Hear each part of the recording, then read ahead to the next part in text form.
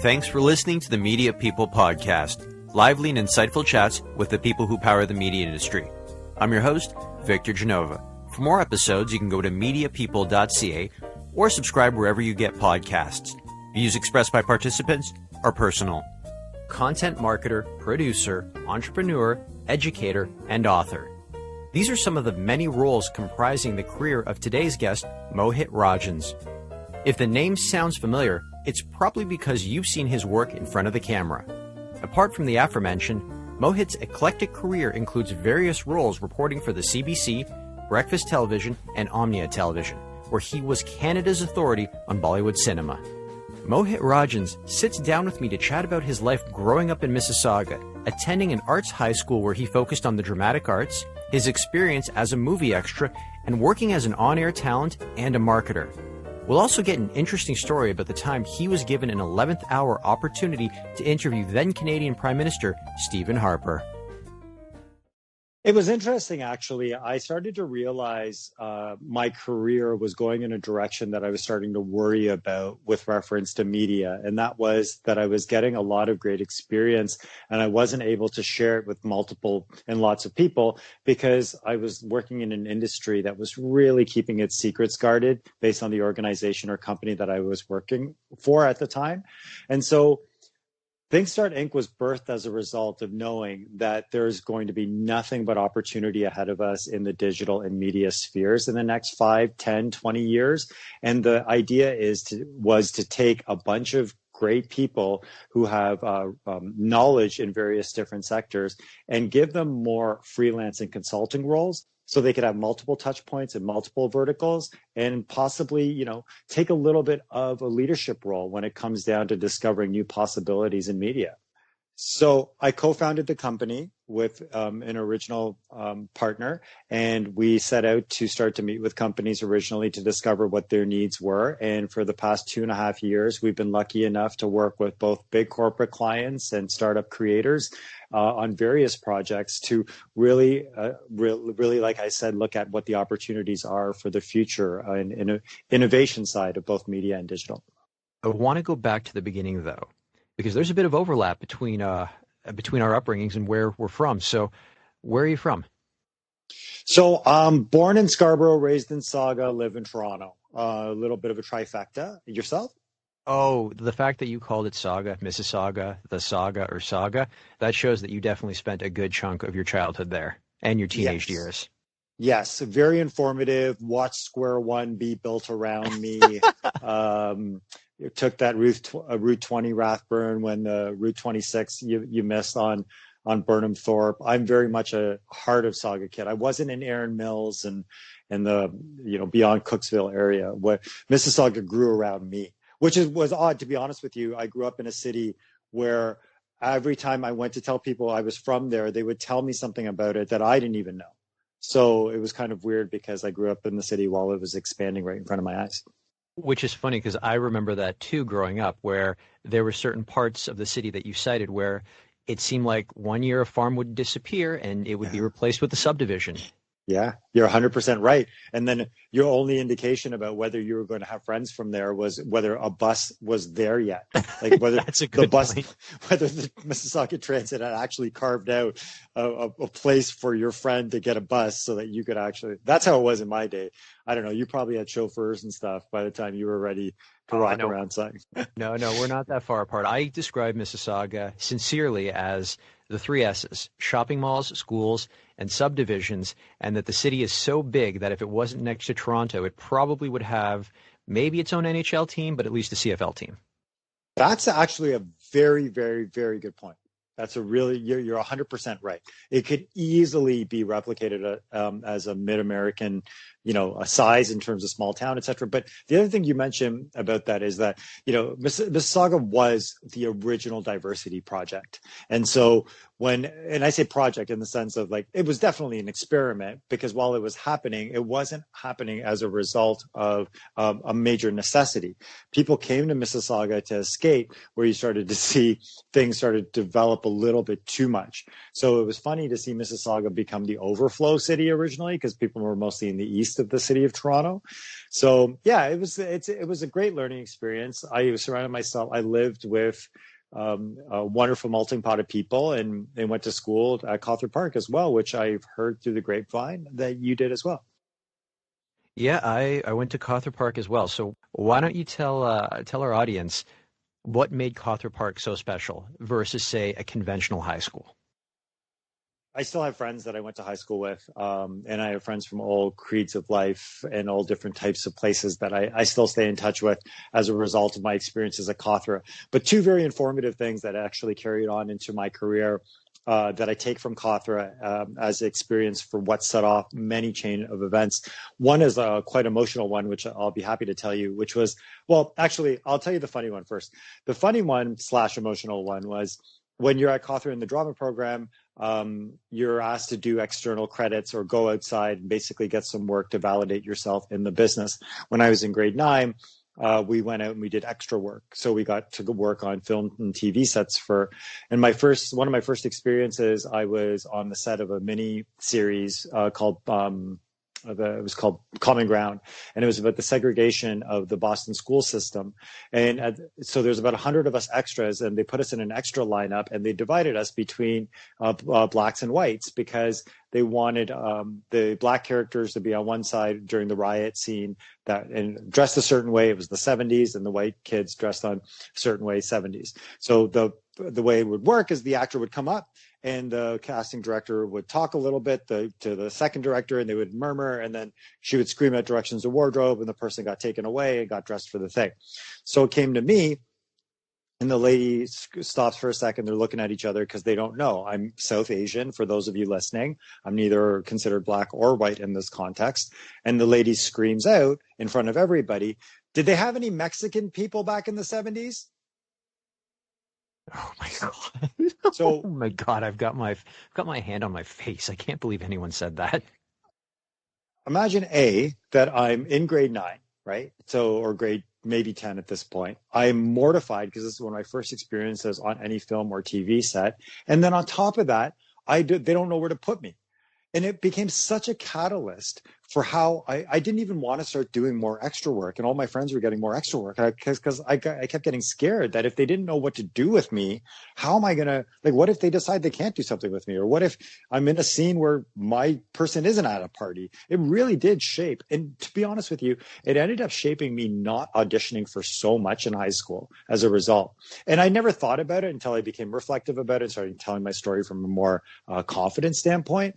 But that Cawthron Park experience, plus the fact that I got to be taught 1 year by Dave Power, who was a drama teacher, who was also an executive. There is a name I have not heard in a while. Yeah, and people don't know this, but he was an executive producer on Three's Company, and Three's Company was one of my favorite TV shows of all time. And so to have that connection for a really small amount of time, we didn't have a bond. He and I did not have a bond. There was no but I just knew this sort of weird thing about it that I always like to boast about.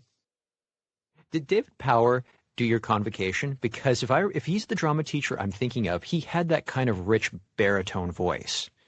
Like, you wanted him to narrate your documentary. I would have him read, if I had to do an autobiography, like a proper audiobook about my life, I'd be like, you know what, if Morgan Freeman isn't available or George Clooney, you give it to Dave Power and then just let him read it. Have I got the right guy? You know what? There were two that were very superior. Mr. Kunder and Dave Power were very similar in the way that they. I know both of them. And Mr. Kunder was, even though he was a drama teacher, he ended up being my OAC. That's grade 13 for any young people listening. We had that legitimately back in our day. He was also teaching English, which was definitely different from Mr. Power. Okay. Well, you know what? The reason I'm skirting the question is because I didn't go to my own convocation. And so, yeah. That's the truth. So I don't have any sort of even memory barrier to be like, if I was to put myself in that situation, I don't even have that. I'm kind of embarrassed that I never went to my convocation. I never went to either, actually. I didn't even go to my MAC one either. You just decided to bail on it. Is it because they were going to charge you to go? I always found that really weird, especially in university. It's just like, I've given you thousands and thousands of dollars every year, not just for tuition, but for housing, textbooks, everything I bought on campus. And now you're going to charge me like an extra $300 for a gown and a piece of paper? No, the reason I didn't want to go back to the Mac one, I didn't want to go back to because I didn't want to take time off my first job that I got to go back to. And I remember in high school I was writing exams and I couldn't come back. So, Gotcha. Okay. You were sorry, in university I was writing exams and I couldn't come back to high school. Yeah. Anyway, Gotcha. This is riveting so far. I'm sure people love hearing about Mississauga in the 90s and 2000s. Yes, we're the media people. That's where the dream is born. That's where the dream is born. And in case anyone's listening, Toronto does not have an airport. It's Mississauga. Actually, no, they do. They got Billy Bishop. So that's what I tell my international friends. They're like, where do you live? And I go, if you ever fly to Toronto, you're going to land in my hometown. So we know that that drama and acting was one of your interests growing up. Was there anything else, any sort of outside influences? Outside influences had more to do with the fact that, well, I would actually, so I'm definitely a product of several different environments. At home, grew up with traditional Indian parents who came to this country in the 60s, had very much Indian values. In our house, celebrated every Hindu festival you can imagine. In high school, I was surrounded by mostly arts-related people, though I was commonly hanging out with the hip-hop heads in the cafeteria at lunch. And then when I was home, I was hanging out with more of my European friends and listening to freestyle music and washing cars. So I'm very much a product of my environment in those three realms. And as a result, have grown up watching world cinema, have, done work in Bollywood, which comes from my Indian influence, and have a huge contingent of my experience in the media business directly related to all of those influences, whether it's people I've interviewed, people I've worked with, shows I've worked on. Yeah, I've become very, very in tune with the fact that I'm a product of my environments. Talk to me a little bit about your passion or interest in Bollywood cinema. I mean, I imagine that was passed on to you by your parents? Yeah, definitely older brother and parents. My parents came over prior to the VHS generation, as I call it.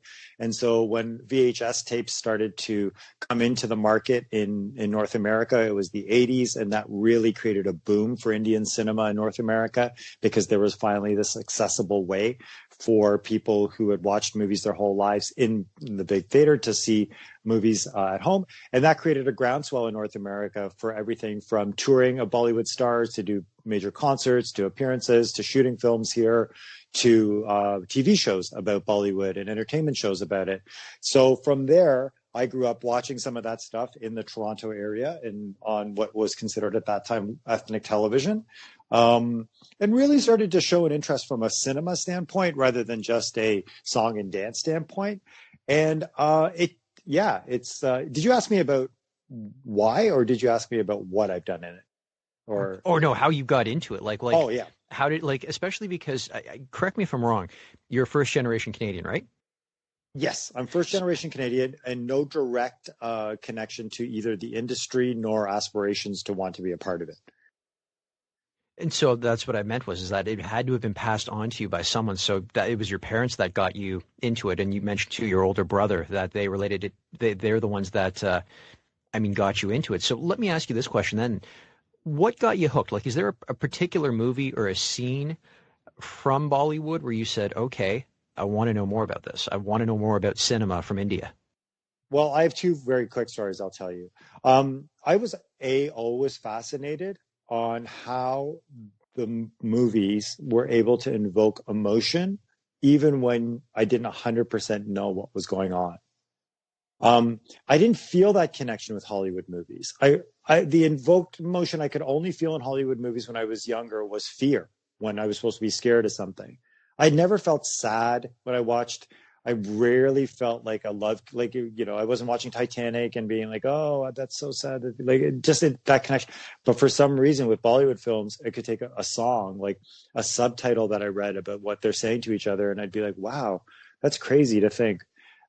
So maybe I just sort of fell in love with the idea of how it was representing movies. But I mean, to be honest with you, if I had to just write a chapter about what that genre of film did for both my life and career, if I had to write a book, about that, I could, and not even explain to you about anything else that I've done, because I've been one of the few people in the world that has been so lucky to not have to play the rules of that industry to get to cover the industry the way I did. When you're a media person in Bollywood, you work in the Indian cinema industry, there's 4 or 5 levels.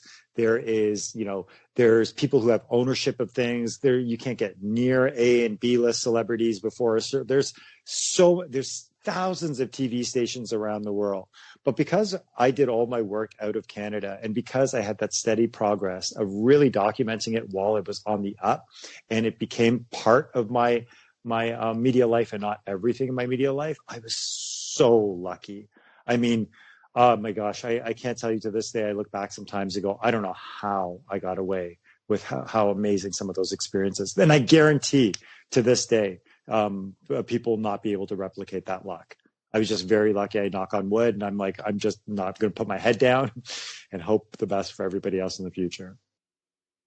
Does part of that have to do with the fact that you had kind of grown to become the authority or the voice of Bollywood cinema or just Bollywood cinema news for Canadians? So anytime any of the producers or PR managers looking to promote those films abroad came to Canada, they were just like, well, then we've got to put our talent in front of Mohit because we know he's got an audience for this. You know what? I appreciate that, and that is true.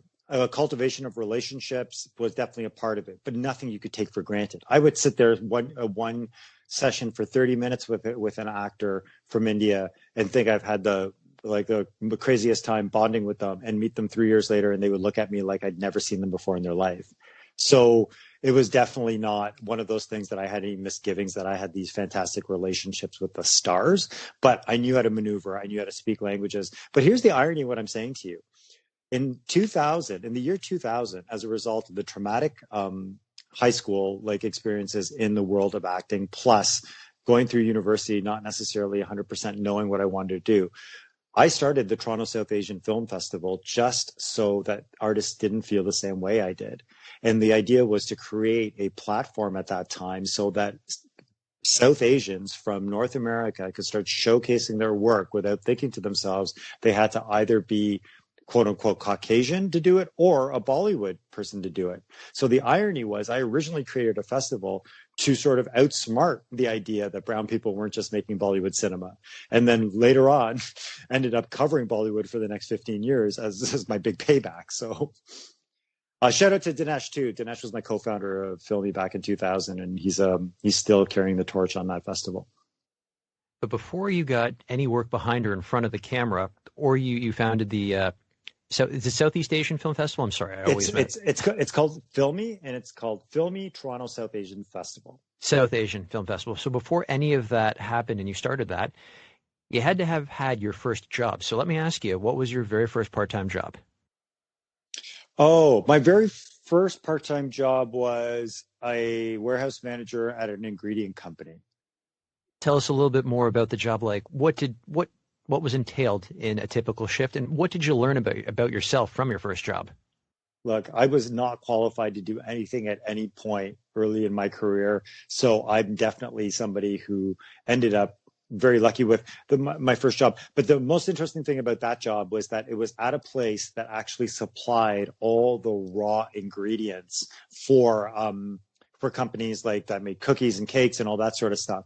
But it smelled like an international world of flavors. And while you get used to it and you think, well, it could smell worse, that's great. What you took with you as a result, and wherever you went, and how often you have to shower twice a day to get the odor off you, because it would that's how much it was. Imagine you're just dipping yourself in a pail of ketchup chips, or depend what shipment was going out. This is very interesting. But what I learned the most that I definitely carried with me that I found interesting was I learned how much people ended up putting in small businesses to make them successful. And it always dawned on me that, you could be in a situation where you just have a really good idea and you know that this could provide for your family and this could be it. You could, build a little warehouse like this and the dream can come from this. That was a real good eye opener, because I remember thinking as a kid, how do people get from thinking they want to do something to having an office and getting somebody to pay for something and get it, you know what I mean? So it was very practical about the world of business that I learned from that I kept with me. We already established that you went to McMaster University after graduating high school. So my question is, what brought you to McMaster and what did you study there? I went to McMaster originally to get into the commerce program and also to get away from home. And both things happened. I got into the commerce program and I got away from home. After my first year of university, I realized that I didn't want to do accounting, which was a big focus of commerce at that time. And because they wouldn't compromise about me taking something else, I dropped out of it. And when I dropped out of it, it essentially sent me on this path of, okay, now I just need to get by and get a degree.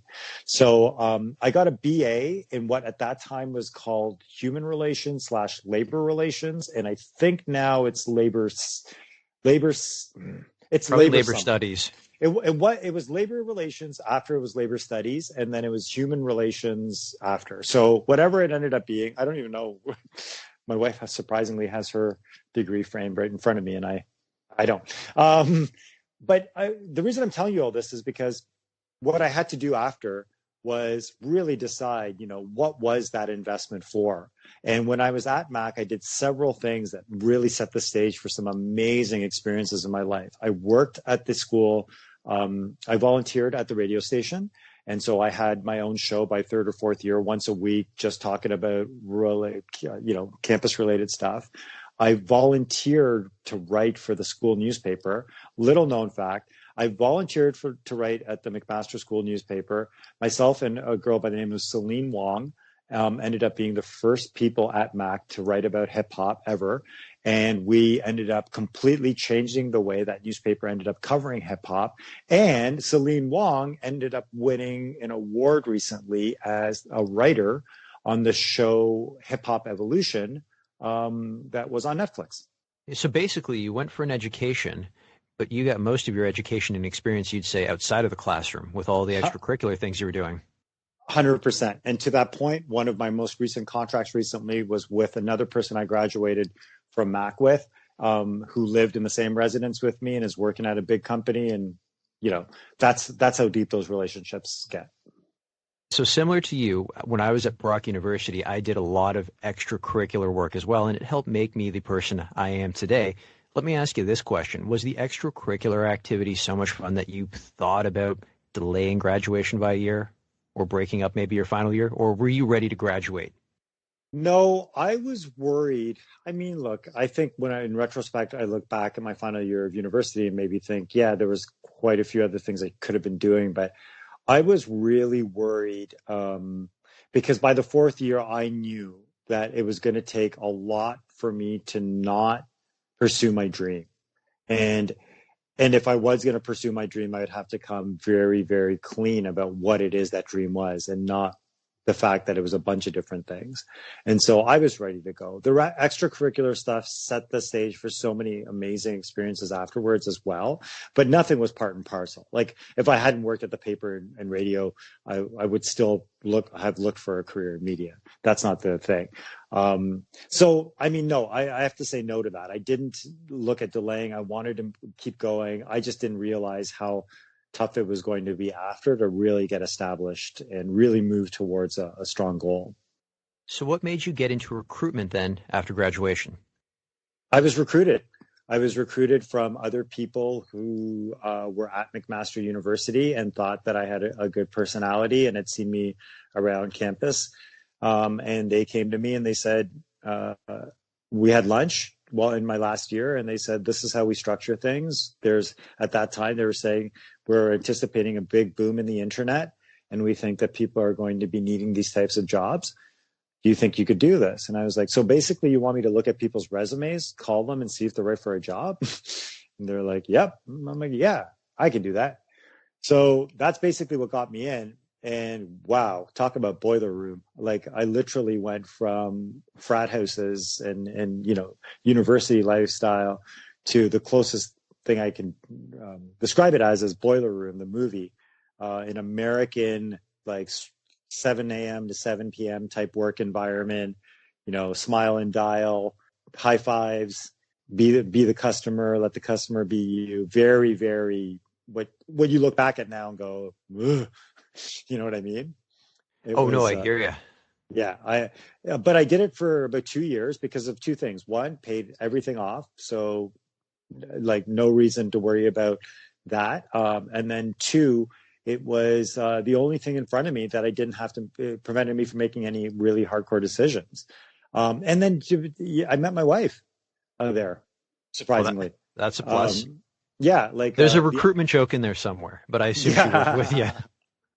No, I recruited my wife, and then I told her the job position was marriage. And no, what was really odd was, 6 months, I don't know, maybe a year after I graduated, I was still there. And she walked in this very same circumstance of leaving a kinesiology degree, not knowing what to do with her life, wanting to pay off debt. And we sat across from each other for a year recruiting, getting to know each other, and it wasn't until years later that we ended up together. Like, I had quit, I'd moved on in my career, things. Yeah, we didn't get together at work. As a recruiter, though, you said you spent about 2 to 3 years doing that. Did that help you? Did you learn how to promote yourself better to other potential employers because of that? Because I got to imagine you in that time period, you went over thousands of resumes. Like, you know what a good resume looks like versus a bad resume. You know what a great interview looks like versus a bad interview. Like, you must have taken so much away that it helped you nail any other job you had to apply for. That's a really good point. It definitely helped with my soft skills. What it didn't do is with me understanding why people do things. So I really struggled. For instance, I knew that the recruitment process could be fairly biased if it wasn't done properly. And I knew that an applicant tracking system was not going to be able to spit out effectively what information was going to be needed. But nobody wanted to hear that. So I think I was definitely the type of person who felt like he could speak up and sell confidently to people.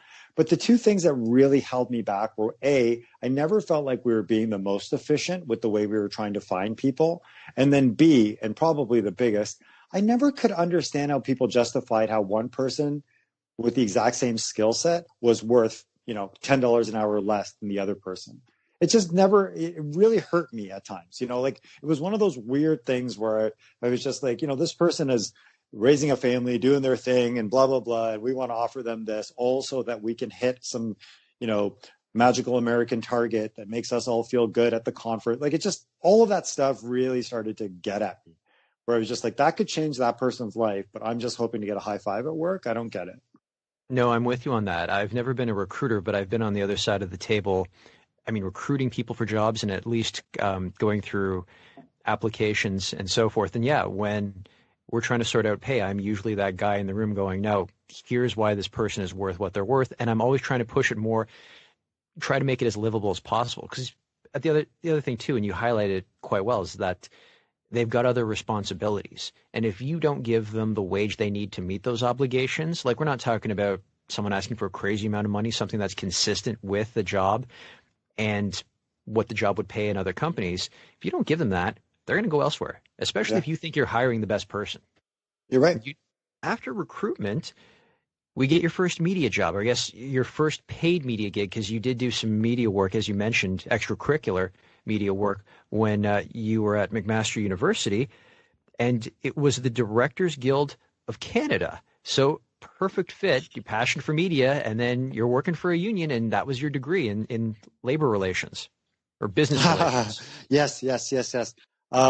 So not what I considered a perfect fit, mainly because the job was very administrative, and but learned so, like, anything that somebody would have to learn by being on set for 2 years, I learned in 6 months by being in that office.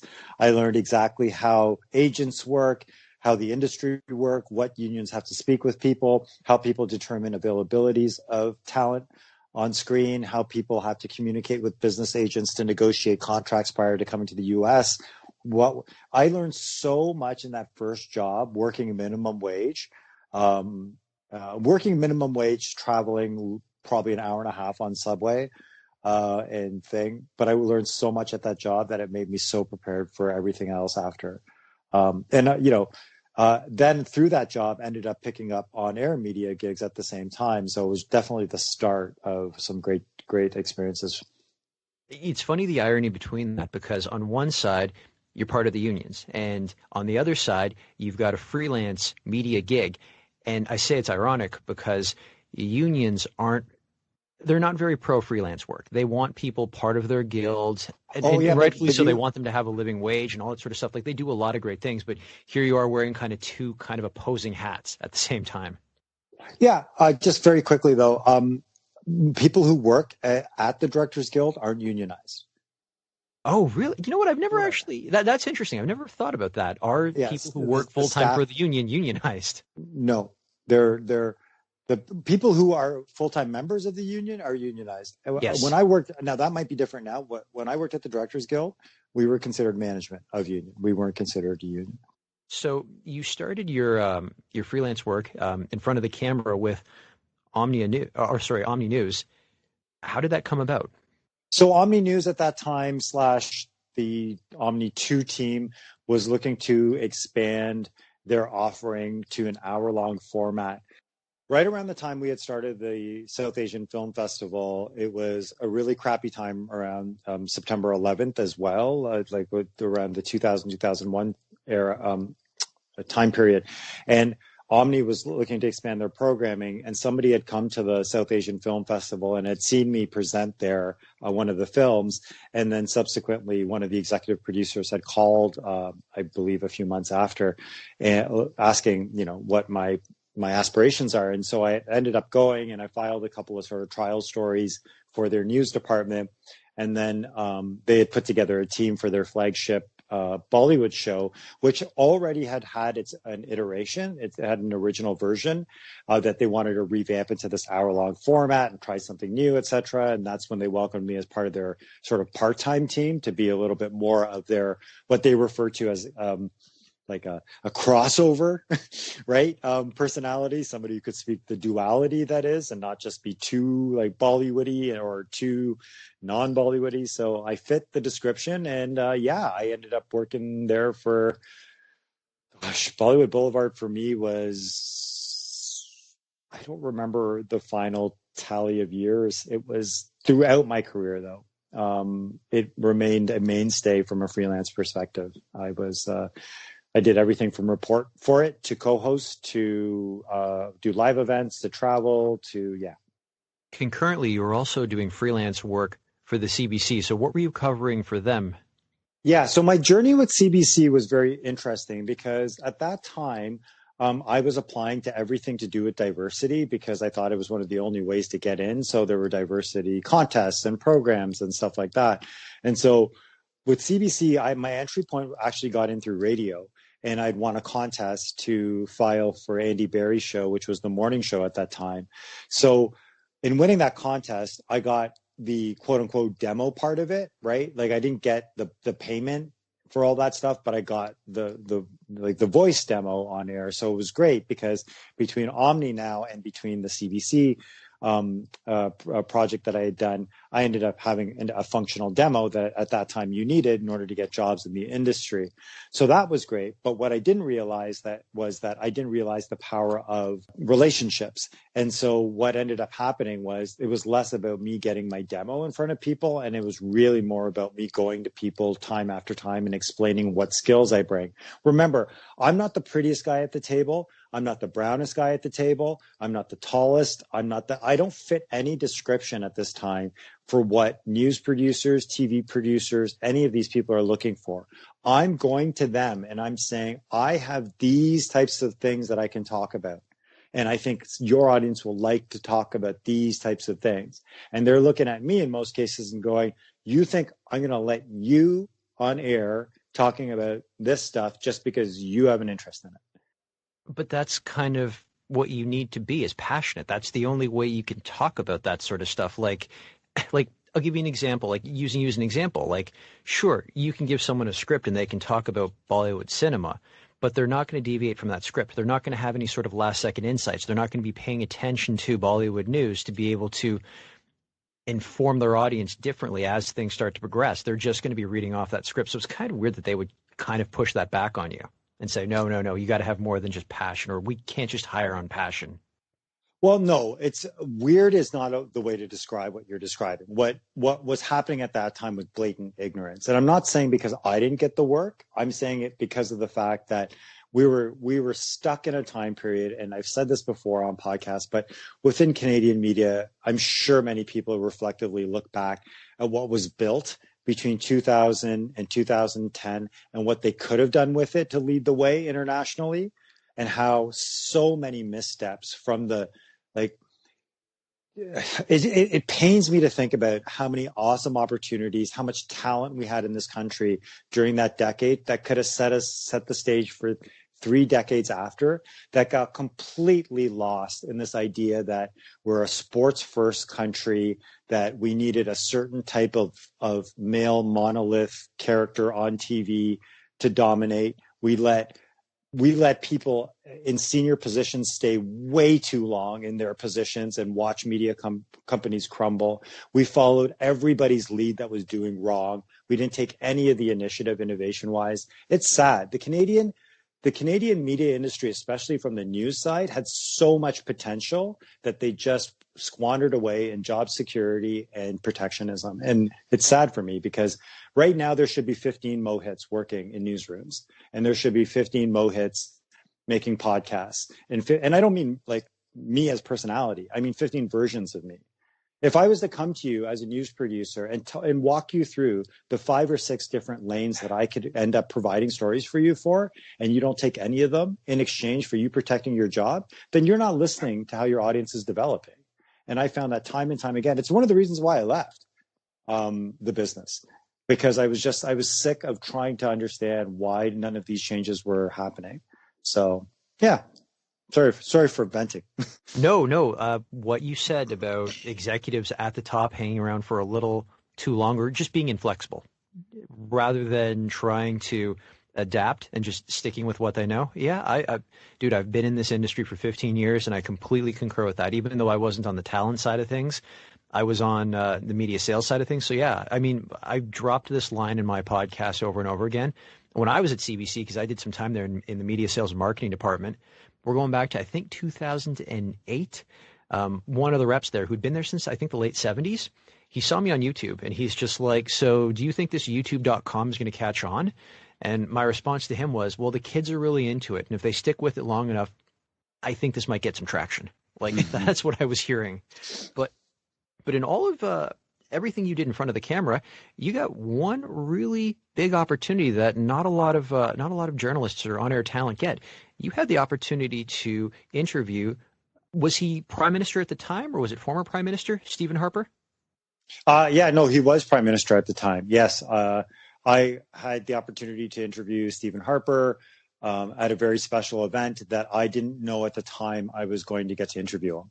So imagine what it would be like for you to, go. Do you want me to tell this story, or? Oh, we want to hear the story. I want to preface that by saying that Stephen Harper was very closely guarded when it came to the media. Like, I would hear rumblings from other people who worked in the journalistic side of things who would say, he wants to preview the questions ahead of time. He only gives a certain amount of time to journalists. Sometimes he'll cherry pick who he's going to give the interview to.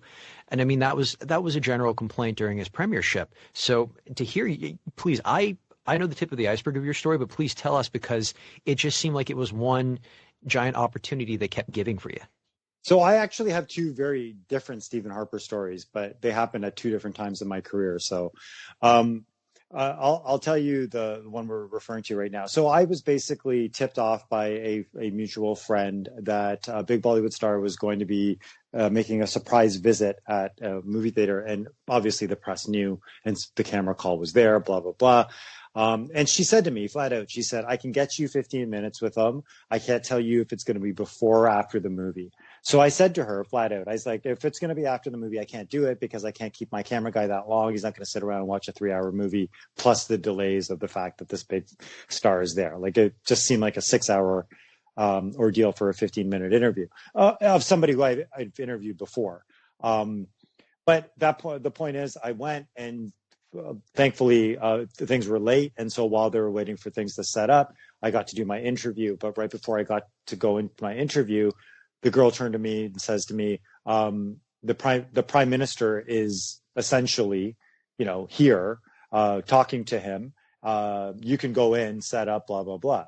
But rather than just go in and set up, I went in and started talking. And my camera guy followed me as if we did one of those sort of POV things, as if he was following me to crash a party. And then I walk in, I just have the conversation. You can see there is a clip on YouTube. You can tell that neither of them really understand my energy to begin with about what what my vibe is. But it was such an amazing conversation because nothing was pre-planned. They talked about each other, which was a very rare thing for the prime minister to talk about what he knows about this random, Bollywood actor, and, the Bollywood actor talking about what he loved about Canada. So the clip got picked up. It was a really big moment, but I got in trouble after, to be honest with you. That's the big story here. Yeah. Who did you get in trouble with? So here's what happened. I was I was so amazed that I could say to, I just knew the gravity of the situation was just so awesome for myself. And I was so happy. And I, thanked the girl. I was like, thank you so much. What a great moment. I was stupid about one thing, that the prime minister's office offered to take a picture. And I was like, no, it's okay. Because I wanted to get out. Meanwhile, I'm thinking to myself, that's one thing I should have probably done. but that's okay because there was a fast forward moment. I'll tell you about some other time. What I do want to tell you about this is that, and this is a lesson in communication, what ended up happening was that was a Friday that I had got that interview. And at that time, we had two different types of camera people. We had the big E&G camera people, so the people that shot on the big beta tapes, and we had digital camera people who shot on the literal small things at that time. Little did we realize that the quality on the digital ones were better. Anyway, I digress. So we go back to the station, and naturally it's a Friday. And so I offload the tapes to be converted into and put into the system. And I go off and do my stuff. And I know I'm going to come back on Monday, paper edit it, and get it ready for the show. So I get a call Friday night from the producer at City TV who was working. And she's like, I'm looking at footage of you interviewing the prime minister today. And I was like, yeah, I explained the whole story. I was like, maybe I'm getting some kudos. And remember, I'm still fighting for validity within the City TV system. I've got, I'm working on BT. I'm not really a part of the news team at all. And yeah, and she basically sent me an email after she verified that it was the footage, and she didn't jump the gun, that it wasn't something from the archives. And it was CC'd with the VP on it saying, in the future, we have a protocol when it comes to dignitaries and notifications and corporate, etc. And without permission, without standards in place, you run the risk. Like, it's a very formal. And I was like, are you kidding me? Wow, I did not. And I mean, she's right. In hindsight, she was right if somebody did that to me. But I also would not have said no to the opportunity, thinking that there were protocols in place that I needed to follow. See, my argument back would have been, well, what kind of blowback would you have had from the prime minister's office if City TV had said, no, we don't want to interview you? Like, he's asking for an interview, and then major media company. But remember, I did that, but I did this for OMNI, and I think that's where the discrepancy ended up. Like, I mean, that's where she felt kind of slighted, right? So she kind of felt like, well, wait a minute, you got this exclusive through OMNI, which you did essentially. At that time, the bigger deal was Mohit had the exclusive, right? And so, as you can imagine, back in the day when exclusive meant something, that became the story. Mohit got the exclusive with the Bollywood star and prime minister. And then, so by the time I get to work on Monday, and between emails and stuff, it's like, well, how are you a team player when you had an exclusive and not every other news group that we're in had this exclusive as well, right? So that's where I got in trouble. I got more comments on that, but I'm glad you went through with it, because that's one hell of an experience and it's one hell of a story. But just touching on breakfast television for a second, because anyone listening that's not from Canada, breakfast television is basically Canada's version of Good Morning America. So that's the authoritative morning show in the country, if you will. Tell us a little bit about the work you did for BT and how it differed from what you were doing with, say, OMNI TV and CBC. Thank you for asking. Actually, I had a great time. I was 8 years segment producer at Breakfast Television. I think I started as an associate and went to segment. I originally started for 6 months on a maternity contract and ended up there for 8 years. Did everything from produce content at Disney World for the morning show to Niagara Falls to remotes to I was a co-producer of the New Year's Eve party 2 years and I believe associate producer for 2 other years. I don't remember what my credits were for the final 2 years of that. Did the legendary New Year's Eve show, booked guests from around the world. I was a default entertainment reporter at times as well, got to interview some heroes. And then on the weekends, I was the City News film critic for 5 years when they were doing their news station. And so that was a lot of fun as well, because I got to review films both on air and through my blog. But BT was amazing. Like I worked with, I mean, it was grueling. It put years on my life. I was literally at work from 5 a.m. to 5 p.m. sometimes, but it was the best experience at a time where morning shows still meant something. And it was also the best experience at a time when the morning show ratings in Toronto were the biggest out of all the shows. Marketing has always been a big part of what you've done. But would you say that your move to Cineplex was your first time working at a place that was formally focused, in a role at least that was formally focused on marketing versus, say, media and entertainment and reporting? Oh, that's a really good question. Yeah, I think, I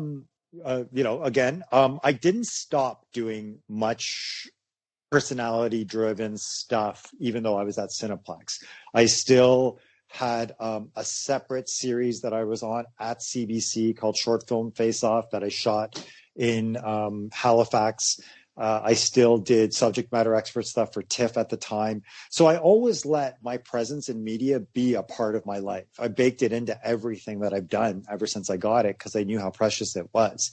So I didn't stop. But what I definitely did do is I turned into a corporate shill by going to Cineplex. And I say shill, I don't mean that negatively, but I had to learn how a more formal environment did things, because at City, we were still in the confines of Rogers, but we were an open concept newsroom where, somebody getting shot in the city could completely change the flavor of an episode. Right. So it was a much slower pace. But when I originally got asked to come to Cineplex, it was because of the digital network that they were trying to build in this holistic way of trying to create this place where Cineplex was this hub where you can create all of this digital on signage and social and within YouTube, et cetera, et cetera.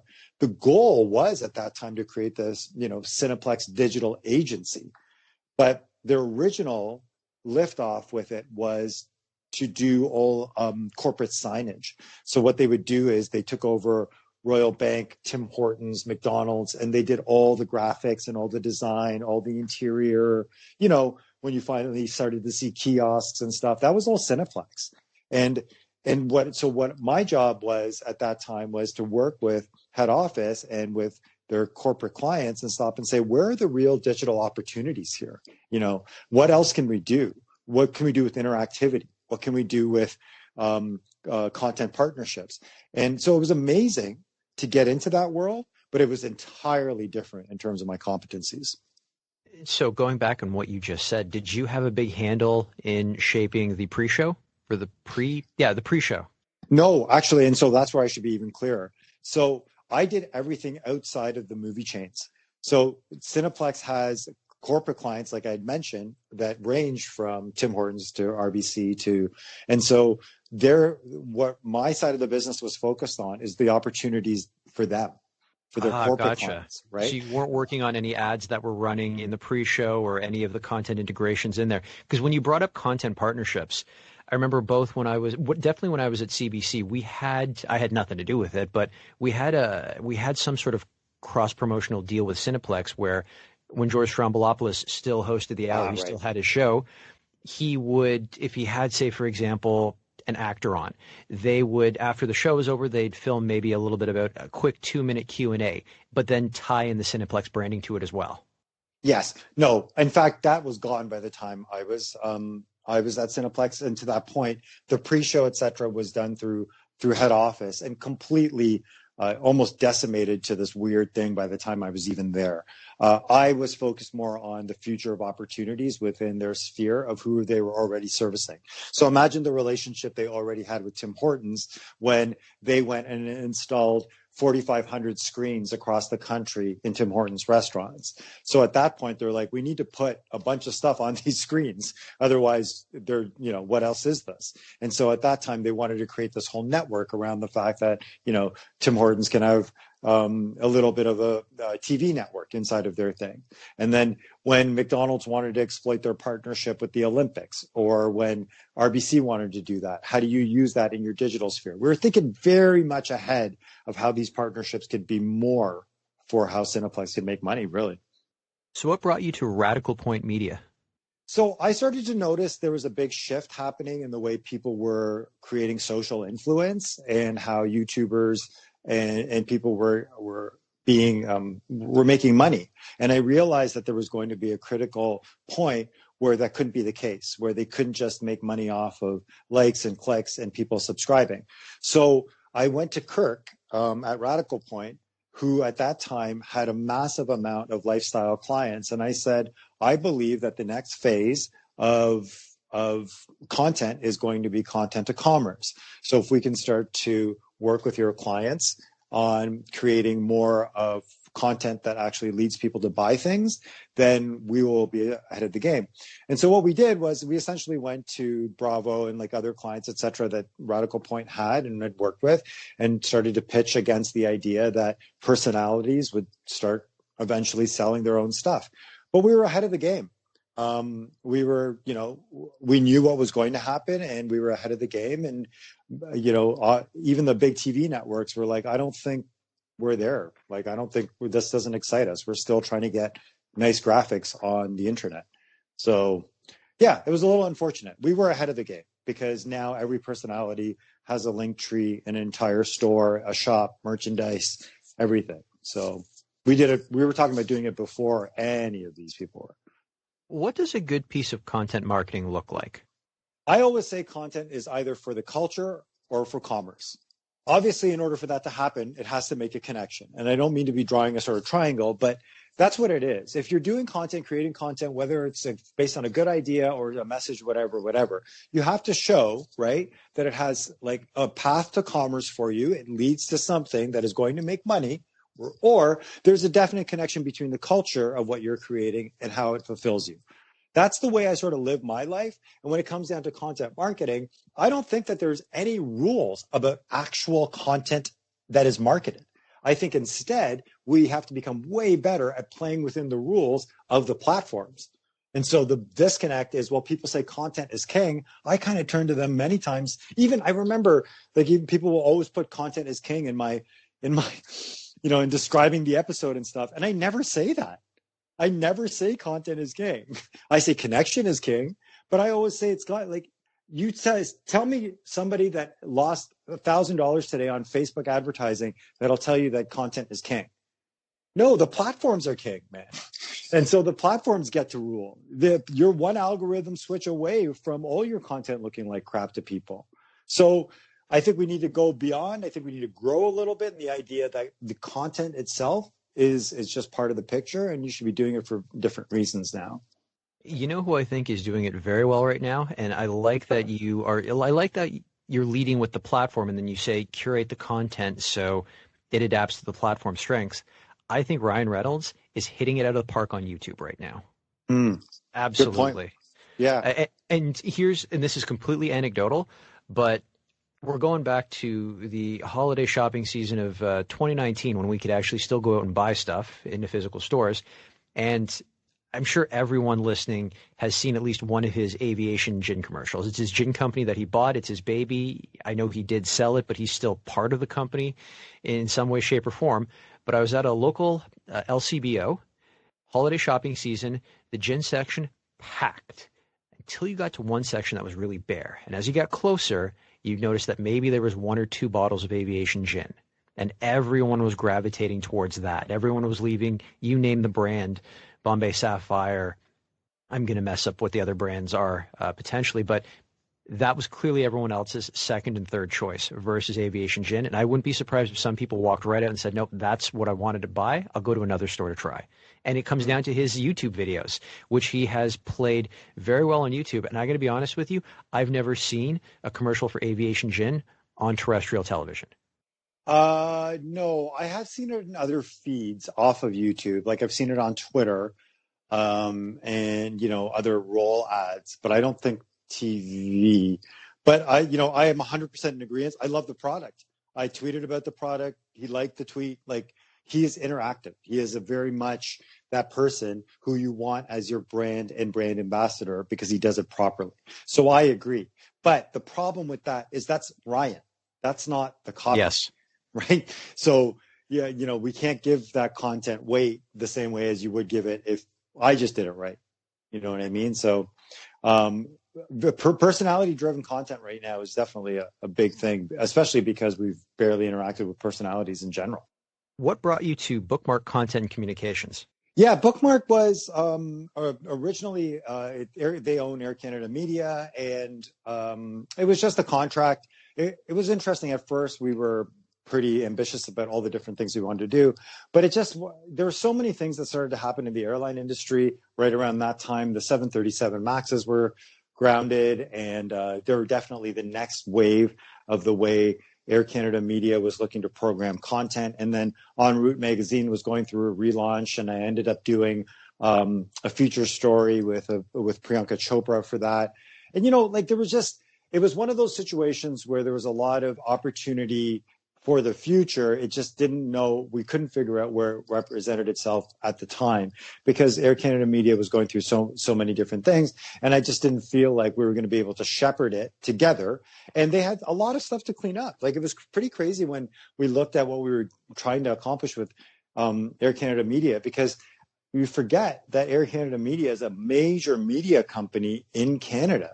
They buy and they sell advertising themselves, and they're accountable to that. Magazine sells, well, I don't know how it does now, but they needed digital offerings for those magazines. They needed 360 approaches to advertisers to have in-flight and touch points on the app. And so I learned a lot about the airline industry and how it was potentially going to grow, but I can't imagine that post-pandemic the growth rate is going to be the same.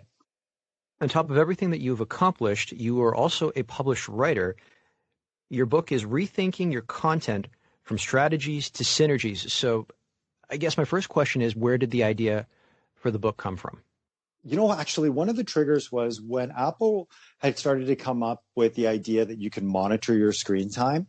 It started to open people's eyes up to just how much time we were spending on social media at a personal level. You could see it on news stories and hear all the hype around the problems with it for a long time. But at that time, it was very personal. And that triggered something in me where I realized, well, wait a minute.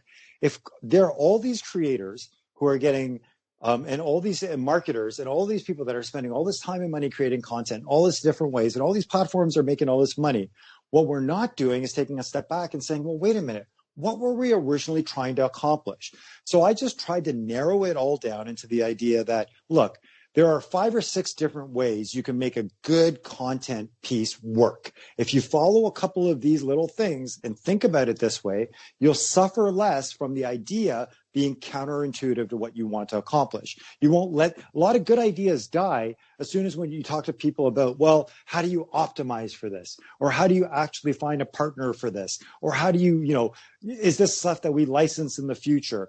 We have to start thinking that way, because that time and effort that we're putting into things that we think is going to be that next big thing, there's value in that. And so when I created Strategies and Synergies, I've used real life examples as well. And I've just stopped and said, look, who would have thought that we did a JFL partnership with Tim Hortons inside of a Tim Hortons restaurant where we did JFL gags, right? And that was the first partnership of its kind, where all of a sudden we had these 2 international labels coming together with something that could work. That ended up being the precursor for so many other integrated campaigns. So from strategies to synergies, I really try to emphasize the fact that we should start looking at these platforms with the idea that there's some great opportunities for you, and where they are might be in either partnerships, licensing, optimization as a tool, or strategic communications. And that's what I cover in the book. Was this completely self-published? Yes. Yeah, I did. And to be honest with you, it was originally only supposed to be an ebook, because I realized that, sometimes you'll see people do a workout book, and I thought to myself, what do people put the book down and then work out? It doesn't make sense. So with a book about digital technology, I couldn't understand how I would write this flat piece of paper and not give you reference links, right? You want to know more about this. You should know more about that. I can't fit it all on this piece of paper. So what ended up happening was that the downloads ended up being so good that, you go through the Amazon system, and that's a whole other episode, but you hit certain benchmarks and they start printing your book as well. And I'm, to be honest with you, my friend, I was very, very fortunate that I ended up putting something out at a time where people were just interested in something interesting. It's not perfect by any means, nor is it foolproof. I'm writing a third one right now. And so for next year, I'm releasing Rethinking Your Content 2022. And where can people pick up the book? I mean, you already mentioned that it's available electronically via Kindle, so that's Amazon, but where else can they pick it up? Oh, it's everywhere now. It was picked up by Goodreads. It was picked up Amazon UK. There's hard copies available on Google Books. And then I've re-released my audiobook as well on Audible, and that's more for people looking for ideas around personal branding. And just getting out of that rut of not feeling like your personal brand has that touch. And I also recently did a very quick ebook on the introductory of social audio to people. So anybody who's interested in thinking about social audio as something they want to start to try, there's a free download on my website as well. Mohit, this has been a fantastic chat. Moving on to rapid fire questions. Are you ready? Sure. Okay. The campaign you're most proud of?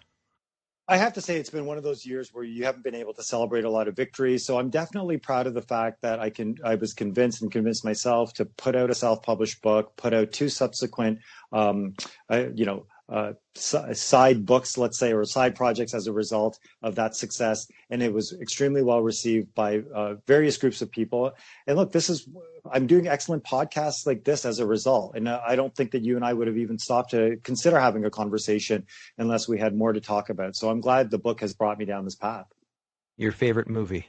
Yeah, so I get asked this question a lot. One of the things we didn't talk about in all of this is that I've actually been a film blogger for the past 20 years. I've run one of Canada's only blogs dedicated towards diverse voices in the film and television industry. And it's audited to the point where I'm one of the first to blog about some really important people in the Canadian film and television industry now.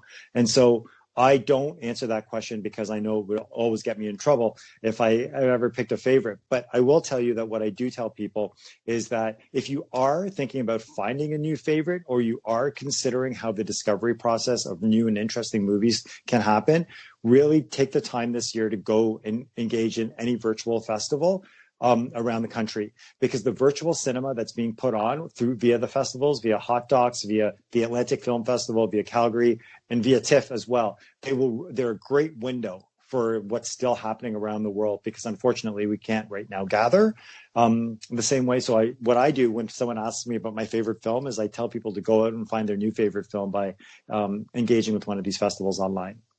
Okay, so let me spin the question around just a little bit. What movie can you watch over and over and over again? It might not be your favorite film, but just something that you can put on and watch over and over again. For me, I would say it's probably Ocean's 11 or Tim Burton's Batman. And for Tim Burton's Batman, just to cite that, I've had it on VHS, DVD, and on Blu-ray. So as long as they keep making it and putting it out on a different disc, I'll buy it. I don't have I don't have a virtual copy or an electronic copy of it yet, but that's the next step. You'll get there, buddy. You'll get there. I will. I'll find the $14.99 to buy it off Google Play. So I'm putting the question to you, though. There's got to be a film that you can just watch. Yeah. So definitely action-wise, dialogue-wise, it's always been the usual suspects.